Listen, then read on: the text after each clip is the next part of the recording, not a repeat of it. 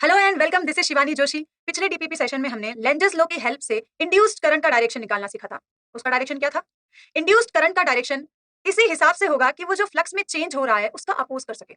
आज के सेशन में हम उस इंड्यूस्ड करंट की वैल्यू, उससे रिलेटेड ईएमएफ की वैल्यू और चार्ज फ्लोन, इन सब से रिलेटेड कुछ क्वेश्चंस करेंगे। तो चलिए आज का सेशन शुरू करते हैं। First question,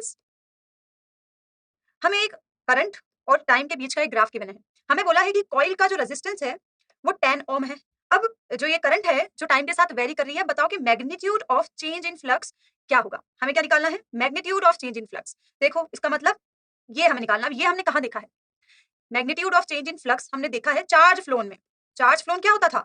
change in flux upon resistance. तो अब देखो यहाँ पर चेंज इन ये फ्लक्स क्या हो जाएगा? Charge phloem into resistance. Charge phloem हम कैसे निकालेंगे? देखो उसके लिए हमें ग्राफ गिवन है। चार्ज फ्लोन क्या होता है? चार्ज फ्लोन को हम लिख सकते हैं इंटीग्रेशन ऑफ आईडीटी, मतलब ये जो कर्व है आईओटी के बीच का, इसका ये जो एरिया है यही तो चार्ज फ्लोन है। ये क्या हो जाएगा? एरिया देखो कैसे निकाल सकते हैं हम यहाँ से? Area under the graph Q charge phloem हमारा हो जाएगा आई और टी के ग्राफ का एरिया। ये तो ट्राइंगल है, हाफ इंटू आधार इंटू ऊंचाई, क्या हो जाएगा? 1/2 इंटू 4 इंटू 0.1, तो ये हमारा आ गया 0.2 सी। बस चार्ज फ्लोन क्या हो जाएगा हमारा? Delta phi upon R. तो डेल्टा फाई की वैल्यू हमारी इजीली आ गई, क्या? 2 वेबर। तो करेक्ट ऑप्शन हो जाएगा हमारा ऑप्शन बी। हमें एक क्लोज्ड सर्किट गिवन है, उसका रेजिस्टेंस 20 ओम है और हमें फ्लक्स गिवन है 7t² - 40, मतलब फ्लक्स टाइम के साथ चेंज हो रही है। अगर फ्लक्स टाइम के साथ चेंज हो रही है यानी कि इस क्लोज्ड लूप में से एक इंड्यूस्ड करंट बहेगी। हमसे पूछा है कि बताओ magnitude of that induced current क्या होगा एट टाइम 0.25 सेकंड्स। ठीक है जी, तो इंड्यूस्ड करंट क्या होती थी? आप बताओ। इंड्यूस्ड करंट को हम कैसे लिखते थे? इंड्यूस्ड करंट होती थी हमारी induced EMF upon resistance. R is the resistance, not the radius. R is the resistance of this loop. ठीक है, ये हमारी इंड्यूस्ड करंट होती थी। इंड्यूस यानी कि इसके लिए हमें आर तो गिवन है, इंड्यूस्ड ईएमएफ चाहिए। इंड्यूस्ड ईएमएफ कैसे लिखते थे? इंड्यूस्ड ईएमएफ क्या होता था हमारा? D phi upon D T. Minus भी था लेकिन दैट माइनस शोज कि डायरेक्शन ऑफ इंड्यूस करंट क्या है, और यहाँ पर हम केवल मैग्नीट्यूड की बात कर रहे हैं। यानी कि इंड्यूस करंट होता था हमारा D phi upon D T और फाई हमें गिवन है। तो बस हो गया क्वेश्चन हमारा सोल्व। तो चलो सबसे पहले क्या निकालने हम? इंड्यूस ईएमएफ निकाल लेते हैं D phi upon D T से। फाई क्या गिवन है हमें? 7t² - 40। टाइम के रिस्पेक्ट में डिफरेंशिएट कर लेते हैं, क्या हो जाएगा? 14t - 4। ठीक है, इंड्यूस करंट क्या हो जाएगी हमारी? दिस ई अपॉन आर, यानी कि इस इंड्यूस्ड करंट की वैल्यू हम कहां पर पूछी हमें? 0.25 सेकंड पर। बस 0.25 टी की जगह रख देंगे। तो अगर हम यहां से इसको सॉल्व करेंगे तो हमारा आंसर क्या आ जाएगा? 2.5 इंटू 10⁻² एम्पियर। बस वेरी इजी क्वेश्चन, तो हमारा ऑप्शन बी हो जाएगा करेक्ट। इसमें तो हमें इंड्यूस्ड ईएमएफ पूछा है, वही क्लोज्ड लूप है और हमारी फ्लक्स जो है टाइम के साथ वेरी कर रही है और हमें 0.2 सेकंड पर बताना है कि इंड्यूस्ड ईएमएफ क्या होगा। ये तो अभी हमने किया था। इंड्यूस्ड ईएमएफ क्या होता है हमारा? D phi upon D T. हम केवल मैग्नीट्यूड की बात कर रहे हैं, यानी फ्लक्स हमें गिवन है, हमें बस इस सिंपल सी इक्वेशन को क्या करना है? टाइम के रिस्पेक्ट में डिफरेंशिएट करना है। ठीक है, तो क्या हो जाएगा अगर हम इसको डिफरेंशिएट करेंगे? तो ये हो जाएगा हमारा 10t - 4। अब इस t की जगह हम क्या रख दें? हमें 0.2 सेकंड पर पूछा है तो बस t की जगह 0.2 रख दो, तो हमारा आंसर क्या आ जाएगा? 2 वोल्ट, यानी कि हमारा इंड्यूस्ड ईएमएफ हो जाएगा 2 वोल्ट। कौन सा ऑप्शन सही है? Option C is the correct option. इस क्वेश्चन में क्या बोला है? A uniform magnetic field is restricted within a region of radius R. Loop 1 में जैसा हम देखते हैं हमें एक इन्फॉर्मेशन गिवन है कि the magnetic field changes with time at a rate of dB upon dt। ठीक है, अब क्या बोल रहा है? The radius capital R for the loop 1, the radius capital R is greater than small R encloses the region small R. और loop 2 में बोला है कि loop 2 of radius capital R is outside the region of magnetic field, मतलब loop 2 में से कोई भी मैग्नेटिक फील्ड लाइंस क्रॉस नहीं करती है। अब हमसे पूछा है the EMF generated in these both loop is. अब आप देखो जो पहले लूप की अगर मैं बात करूं तो ईएमएफ जनरेटेड क्यों होगा? क्योंकि ये जो इनसाइड वाला जो लूप है स्मॉल आर रेडियस का, उसमें मैग्नेटिक फील्ड चेंज हो रही है और उसकी वजह से फ्लक्स चेंज होगा और फ्लक्स चेंज की वजह से यहाँ पे इंड्यूस्ड ईएमएफ आएगा लूप 1 में। हम जानते हैं इंड्यूस्ड ईएमएफ कितना होता है? -d phi upon dt। Phi क्या है? Flux b dot a। अब आप देखो b मैग्नेटिक फील्ड का डायरेक्शन कहां गिवन है? ये क्रॉस साइन से गिवन है, मतलब अंदर की तरफ। और जो एरिया वेक्टर है वो भी हम किधर? नीचे की तरफ मान सकते हैं, ऊपर भी मान सकते हैं, नीचे भी मान सकते हैं, कोई उससे फर्क नहीं पड़ेगा। हमें बस पूरे क्वेश्चन में वही लेकर चलना है। और वैसे भी यहाँ हम अभी क्या, अगर मैग्नीट्यूड देखें तो वो तो सेम ही होगा। अगर हम एरिया वेक्टर नीचे माने तो क्या होगा? बी और ए में एंगल थीटा हो जाएगा मेरा क्या? 0 डिग्री। तो बी डॉट ए मेरा सिंपली हो जाएगा बी इंटू ए, और एरिया तो कांस्टेंट है, एरिया चेंज नहीं हो रहा है। क्या चेंज हो रहा है? केवल मैग्नेटिक फील्ड। मतलब मेरा क्या आ जाएगा यहाँ से? EMF, induced EMF for the loop 1 -8 dB upon dt। और एरिया क्या होगा यहाँ पे? बाहर वाले लूप का होगा या अंदर वाले लूप का होगा? एरिया अंदर वाले लूप का होगा, जहां मैग्नेटिक फील्ड प्रेजेंट है एरिया वही का होगा। बाहर वाले इस एरिया में तो मैग्नेटिक फील्ड है ही नहीं, तो इस एरिया का कोई रोल यहाँ फ्लक्स चेंज करने में नहीं है, केवल इस वाले अंदर वाले एरिया का है। मतलब क्या आ जाएगा एरिया मेरा pi small R square. Clear हुआ? तो यहां से मेरा इंड्यूस ईएमएफ आ गया लूप 1 के लिए minus pi R square DB upon dt pi small R square. देखो ये इंपॉर्टेंट पॉइंट है यहाँ पर कि हमें एरिया कौन सा लेना है। अगर हम लूप 2 की बात करें, आप लूप 2 में देखो कोई मैग्नेटिक फील्ड लाइंस इस लूप को क्रॉस नहीं कर रही है, कोई मैग्नेटिक फील्ड लाइंस क्रॉस कर ही नहीं रही, तो यहाँ पर कोई फ्लक्स होगा ही नहीं। तो अगर ये वाली फील्ड चेंज होती भी है तो इस पर कोई फर्क नहीं पड़ेगा, क्योंकि मैग्नेटिक फील्ड तो लूप के अंदर प्रेजेंट ही नहीं है, नो मैग्नेटिक फील्ड। ठीक है, तो यहाँ पे क्या हो जाएगा, लूप 2 में इंड्यूस ईएमएफ फ्लक्स चेंज ही नहीं हो रहा है, इसका मतलब इंड्यूस ईएमएफ जीरो होगा। कौन सा ऑप्शन सही हो जाएगा हमारा? ये पहले वाले लूप में तो इंड्यूस ईएमएफ है और दूसरे में क्या है, zero. Option D will be the correct option. हमें एक लूप गिवन है, उसमें 1000 टर्न्स है, लूप में 1000 टर्न्स है, उन सबका एरिया सेम है, उस एरिया की वैल्यू हमें गिवन है 500 सेंटीमीटर स्क्वायर। और एक मैग्नेटिक फील्ड जो है, मैग्नेटिक फील्ड लाइंस इस लूप को परपेंडिकुलरली क्रॉस कर रही हैं और उसकी वैल्यू भी हमें गिवन है। अब हमने क्या किया, अब हम इस लूप को 180 डिग्री से इस मैग्नेटिक फील्ड में रोटेट करते हैं। कैसे? जैसे मान लो मैग्नेटिक फील्ड नीचे से ऊपर है और ये जो लूप है इसके परपेंडिकुलर रखा है। अब मैंने क्या किया, इस लूप को 180 डिग्री से रोटेट कर दिया।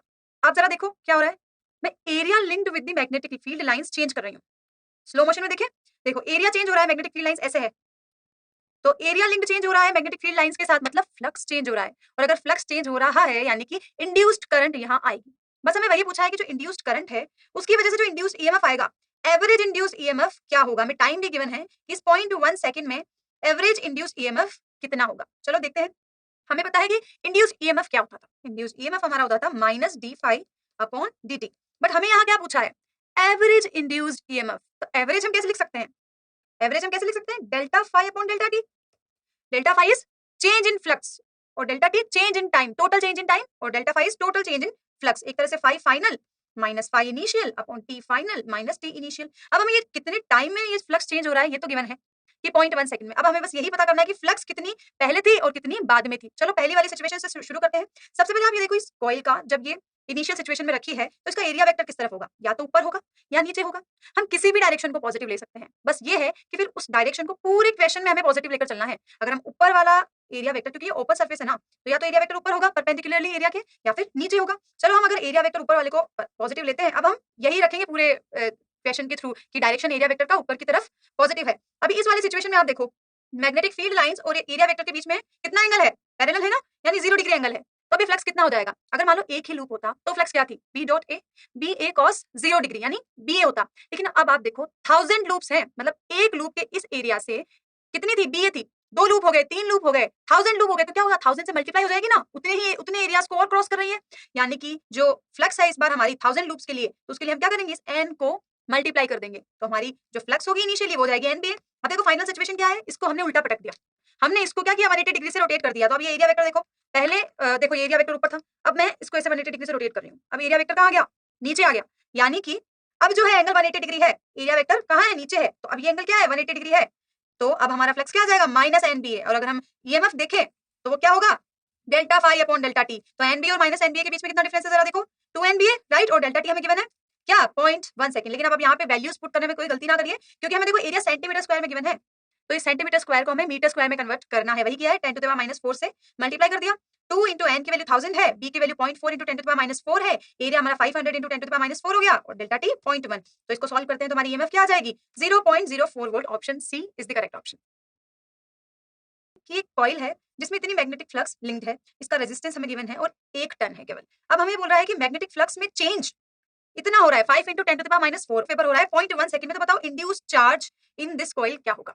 अब देखो, क्योंकि फ्लक्स चेंज हो रहा है मतलब इंड्यूस्ड करंट आएगी, और इस इंड्यूस्ड करंट की वजह से चार्ज फ्लोन होगा। बस हमें पता है चार्ज फ्लोन क्या होता है, क्या था फॉर्मूला चार्ज फ्लोन का, चार्ज फ्लोन हमारा होता था, चार्ज फ्लोन क्या होता था, डेल्टा फाई अपॉन रेजिस्टेंस, यही होता था ना।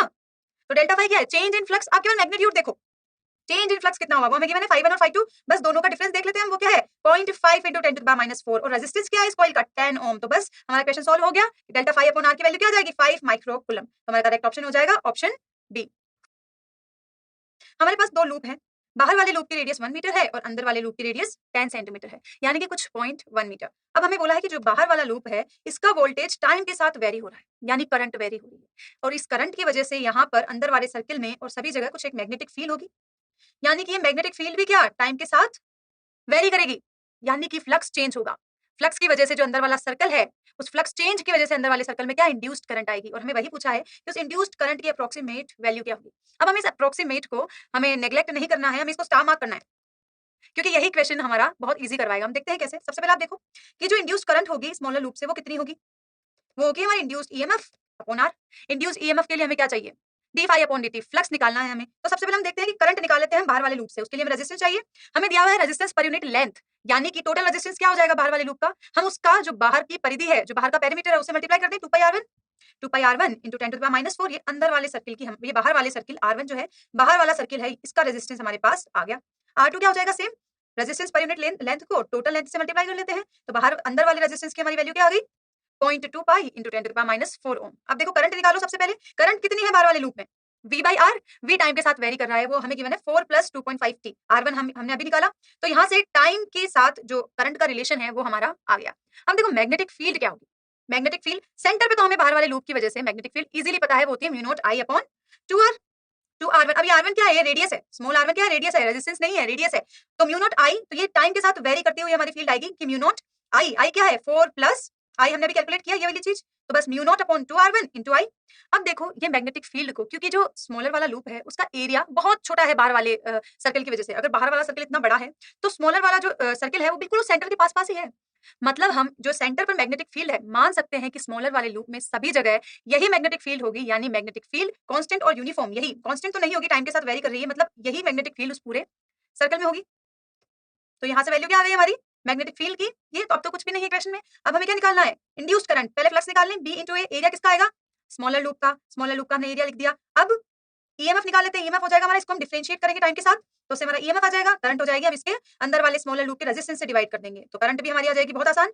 तो क्या होगा हमारा answer, 1.25 ampere, option C is the correct option.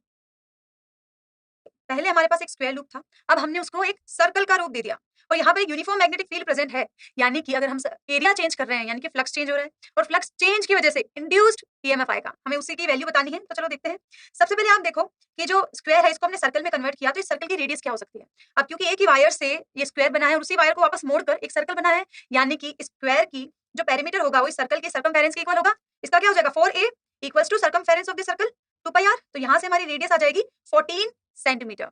अब देखो एरिया क्या होगा, क्योंकि हमें एरिया में चेंज हो रहा है ना, तो हमें चेंज इन एरिया निकालना पड़ेगा, क्योंकि ईएमएफ क्या होता है, delta phi upon delta T, और बी तो कांस्टेंट है, बी टाइम के साथ यहाँ वेरी नहीं कर रहा है, यहाँ क्या वेरी कर रहा है टाइम के साथ, एरिया यहाँ टाइम के साथ वेरी कर रहा है, तो बी को तो हम बाहर ले सकते हैं डिफरेंशिएशन से, यानी कि हमने बी को बाहर ले लिया। अब हमें निकालना है change in area upon change in time. Change in area क्या हो जाएगा, एरिया ऑफ स्क्वायर, जो पहले हमारा एरिया था, माइनस एरिया ऑफ सर्कल। हम यहाँ केवल मैग्नीट्यूड की बात कर रहे हैं, तो हम सर्किल में से स्क्वायर का एरिया माइनस करें या स्क्वायर में से सर्किल का एरिया माइनस करें, कोई फर्क नहीं पड़ता, हमें तो मोड लेना है बाद में।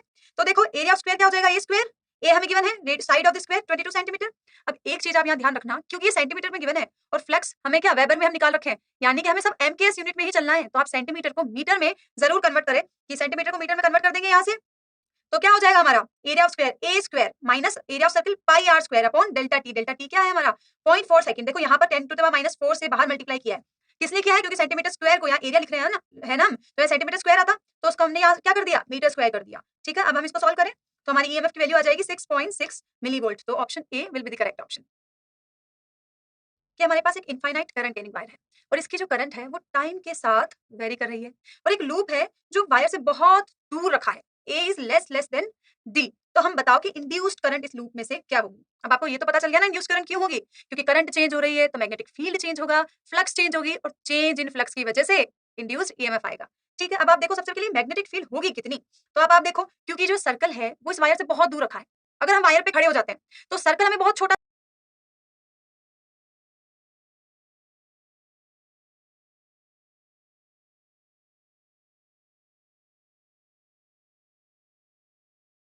दिखेगा, यानी कि सर्कल के सेंटर पर लेट्स से डी डिस्टेंस जो हमें गिवन है, वहां पर जो मैग्नेटिक फील्ड होगी, हम मान सकते हैं कि उस पूरे सर्कल में वही मैग्नेटिक फील्ड होगी, ऐसा मान सकते हैं हम यूनिफॉर्म, क्योंकि बहुत छोटा सा सर्कल है, तो सेंटर पर कितनी मैग्नेटिक फील्ड होगी, mu not I upon 2πd। I hope you remember this formula. तो अब आप देखो इस मैग्नेटिक फील्ड की वजह से फ्लक्स कितना आ जाएगा, बी इंटू ए, एरिया किसका आएगा, इस सर्कल का, सर्कल की फ्लक्स ही तो हम निकाल रहे हैं, तो ईएमएफ कितना हो जाएगा हमारा D phi upon D T, बस इसको टाइम के साथ डिफरेंशिएट कर देंगे, तो ये हमारा आ जाएगा म्यू नॉट ए स्क्वायर की अपॉन 2d। तो करंट कितनी हो जाएगी, रेजिस्टेंस से डिवाइड कर देंगे बस हमें, तो हमारा करेक्ट ऑप्शन हो जाएगा ऑप्शन सी।